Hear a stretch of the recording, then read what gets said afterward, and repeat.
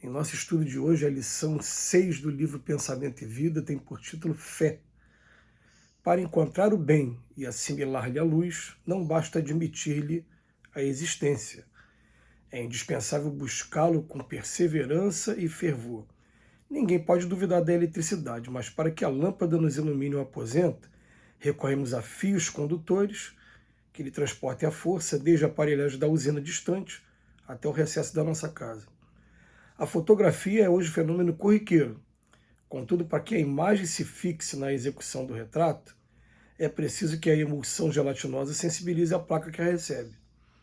A voz humana, através da radiofonia, é transmitida de um continente ao outro com absoluta fidelidade. Todavia, não prescinde do remoinho eletrônico que, devidamente disciplinado, lhe transporta as ondulações. Não podemos, desse modo, plasmar realização alguma sem atitude positiva de confiança. Entretanto, como exprimir a fé? Indaga-se muitas vezes. A fé não encontra definição no vocabulário vulgar. É uma força que nasce com a própria alma, certeza instintiva da sabedoria de Deus, que é a sabedoria da própria vida. Palpita em todos os seres, vibra em todas as coisas, mostra-se no cristal fraturado que se recompõe, humilde, e revela-se na árvore decepada que se refaz gradativamente, entregando-se às leis de renovação que abarcam a natureza. Todas as operações da existência se desenvolvem de algum modo sob a energia da fé. Confia o campo no vigor da primavera e cobre-se de flores. Fia-se o rio na realidade da fonte, dela não prescinde para sua caudal larga e profunda. A simples refeição é para o homem espontâneo ato de fé.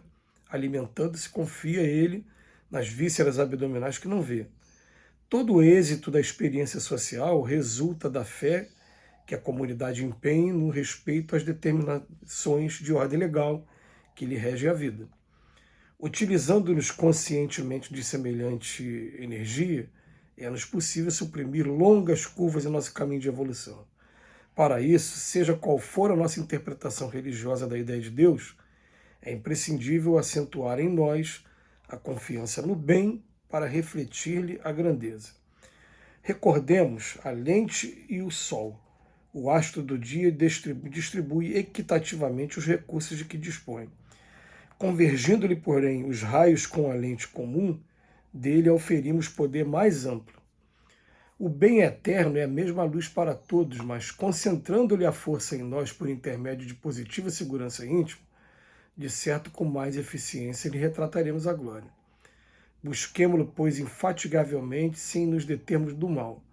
O tronco podado oferece frutos iguais àqueles que produzia antes do golpe que o mutilou. A fonte alcança o rio, desfazendo no próprio seio a lama que lhe atira. Sustentemos o coração nas águas vivas do bem inexaurível. Procuremos a boa parte das criaturas, das coisas e dos sucessos que nos cruzem ali de cotidiano. Teremos assim o espelho de nossa mente voltado para o bem, incorporando-lhe os tesouros eternos e a felicidade que nasce da fé generosa e operante. Libertar-nos-emos dos grilhões de todo o mal, de vez que o bem constante e puro terá encontrado em nós seguro refletor.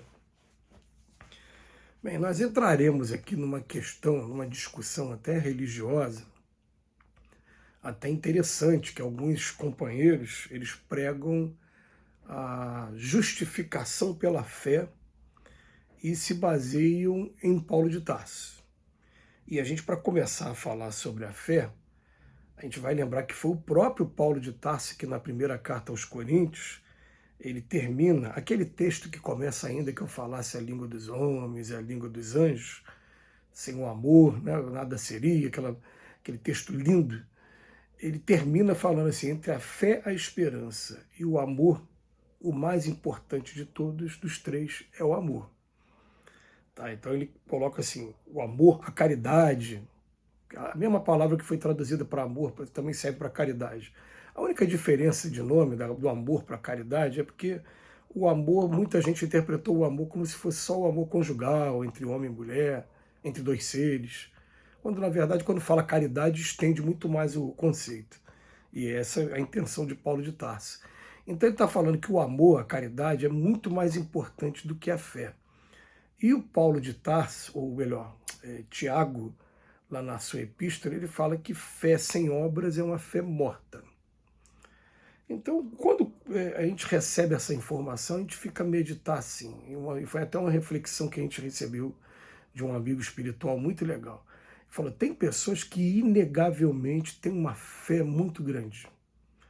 Tem tanta fé que fazem oração todos os dias quando acordam, todos os dias quando dormem, se entregam a vigílias, e isso demonstra realmente a fé.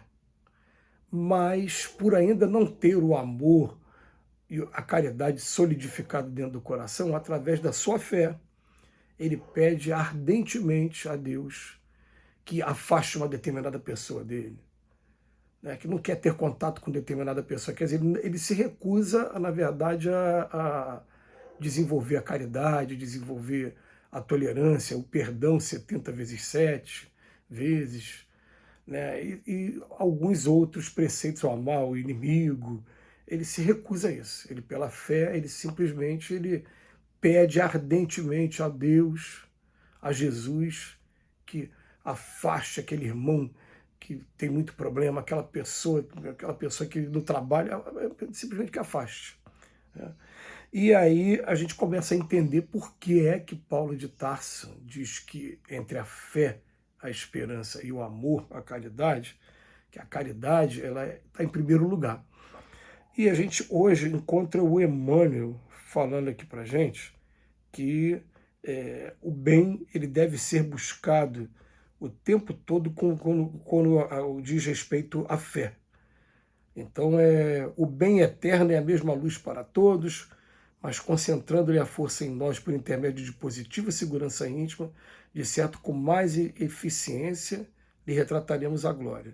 Que é interessante, que a fé ela vai ser muito importante, mas muito importante mesmo, para reforçar a prática da caridade, a prática do bem. A gente vai perceber que as pessoas que se dedicam de corpo e alma, elas estão movidas pela fé. Mas é uma fé que não é uma fé inoperante, é uma fé que tem obras, tá? É interessante, se fazer a caridade qualquer um pode fazer. Eu posso simplesmente ficar comovido por conta de um acontecimento qualquer, uma catástrofe qualquer, como aconteceu nas enchentes. Vou fazer minha doação, vou comprar alguma coisa, vou lá pessoalmente dar casaco. Todo mundo pode fazer isso. Agora, qual é o ingrediente que a fé vai trazer?